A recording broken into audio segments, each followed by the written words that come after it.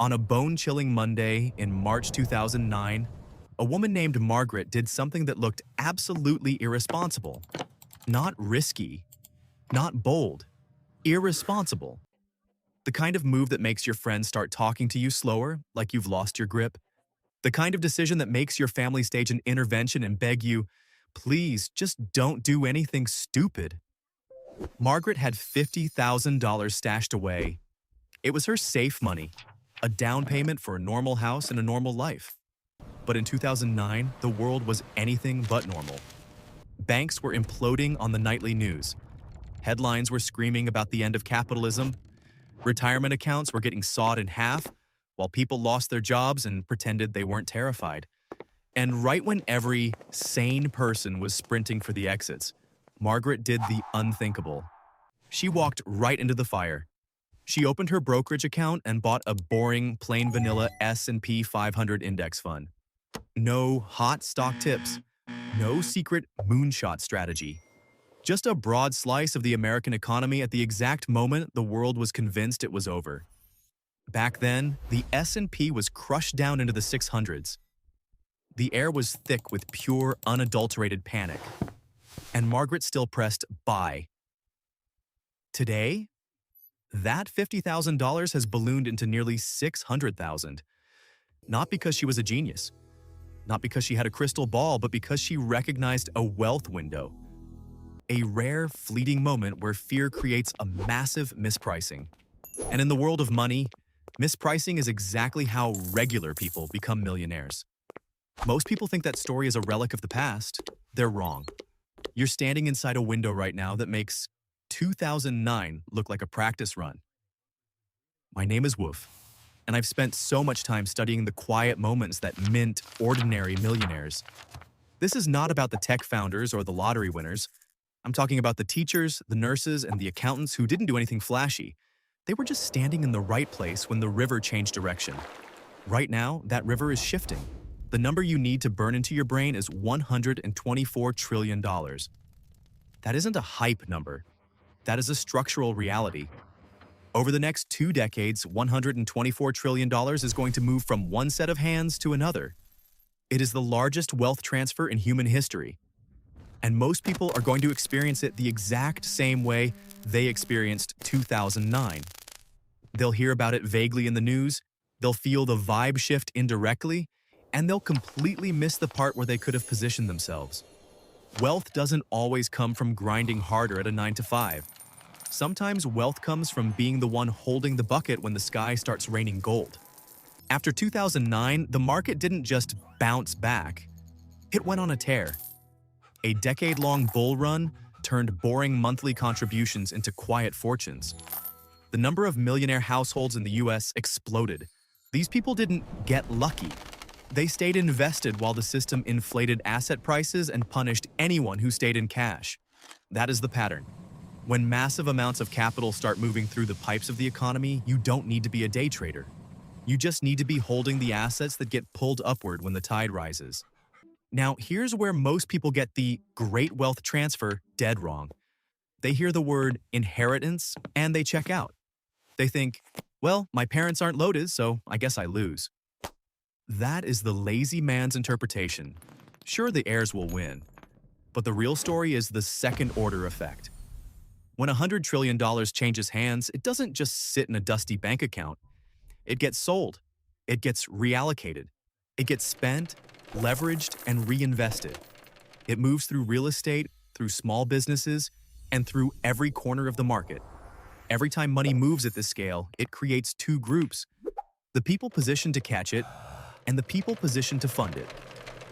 2009 was a fear window. Assets were cheap because everyone was terrified. The great wealth transfer is a demographic window. Assets aren't cheap in the traditional sense, but capital's about to be redeployed at a scale that will rewrite demand for the next 30 years. In 2009, the money came from the Fed and emergency stimulus. This time, the stimulus is coming from an aging generation that has spent 40 years accumulating houses, stocks, and businesses. They are entering the exit phase. They are downsizing, selling off their portfolios, and distributing their estates. This process releases frozen assets back into motion, and motion creates volatility. Volatility creates price gaps, moments where the market gets confused and hands you a discount. This isn't a one-day event like a flash crash, it's a multi-decade pressure system. And pressure systems create the kind of economic weather where fortunes are made. Here is the part you need to hear clearly. Most of that wealth is concentrated. A small percentage of families hold the lion's share. So, if your plan is just waiting to inherit, you don't have a plan. You have a wish. But if your plan is to position yourself in the path of where that capital is flowing, you're playing the right game. Even if you inherit zero, you can still win big. Think about it. When that money hits the hands of the next generation, they aren't going to invest like their parents did. They have different values, different risk tolerances, and different narratives. They'll bid up new industries. They'll flood real estate markets in different cities. They'll fund new businesses. Wealth transfers create entire ecosystems. And ecosystems always reward the people who are early, prepared, and, most importantly, boringly consistent. When wealth moves, it follows predictable channels. First, it hits real estate. Why? Because ownership feels like security. It's tangible. Families understand it. Second, it hits the markets. It flows into index funds and retirement accounts because that's the default engine for growth. Third, it hits businesses. The smart money doesn't just buy stocks, they buy cash flow and equity. And finally, it hits professional services. Large wealth creates massive complexity. Estate planning, tax law, business brokerage, these industries are about to go through a golden age. You don't need to be the one with the trust fund to get rich. You can be the one providing the value, the service, or the asset that the trust fund wants to buy. This is how entire industries quietly boom while everyone else is distracted by the latest meme coin or political drama. Most people hear this and ask, so what? I'm not a hedge fund manager. Good. You don't need to be. Your advantage is actually much simpler. You need to stop living like your personal finances are separate from these massive structural events. If $100 trillion is about to flood into the system, you want to be holding assets, not just earning wages. Wages are a trap. Wages get taxed to death. Wages get squeezed by inflation. Wages get negotiated downward by AI and outsourcing. But assets? Assets get bid up when capital flows in. Positioning yourself isn't a trick. It's a set of boring decisions made early and repeated until they become unstoppable. The regular Joes who win this game are doing three things. They are maximizing tax advantage containers to protect their compounding. They are staying broadly invested so they don't have to guess which sector wins. And they are keeping dry powder, a liquidity buffer. So when the market hands them a gift, they actually have the cash to buy it. Margin is not just a safety net. Margin is optionality. And optionality is where wealth is born. The wealth transfer is going to create weird moments. Estate sales where a house is priced to move fast. Forced selling during a market dip. Temporary discounts in sectors that the new money doesn't understand yet. If all your cash is locked up, or you're living paycheck to paycheck, you're just a spectator. You can't act. But if you have margin, you can step in when the world is emotional. You can build skills that sit near where the money is moving. You can think in decades while everyone else is vibrating with the drama of the week. The people who benefit from this shift aren't the ones who nail a perfect trade on a Tuesday. They're the ones who stayed positioned for 15 years while everyone else kept asking, is now the right time? This is the most important thing I can tell you. The biggest reason people miss these wealth windows is emotional timing. In 2009, the bottom didn't feel like a millionaire maker. It felt like the end of the world. It felt like blood in the streets.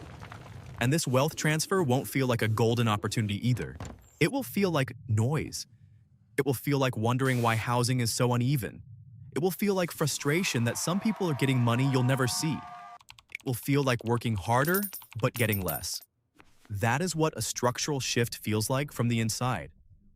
You don't get a push notification on your phone saying, your window is open. You get confusion. And confusion is exactly where patient, disciplined people quietly take their positions. Margaret didn't get wealthy because she was a chart wizard. She got wealthy because she acted when the world was emotional and stayed consistent when the world was noisy. The great wealth transfer isn't about your parents' bank account. It's about whether you understand what happens when trillions of dollars start looking for a new home. Money doesn't just change owners, it changes behavior. And behavior changes markets. So here's the question. Are you positioned like someone waiting for permission? Or like someone who understands that the next 20 years are a wealth-building engine? You don't need a trust fund. You need ownership, you need margin, you need time. And if you build those things while the river is changing direction, you don't have to be the heir. You can be the person who is already standing there waiting to catch the flow.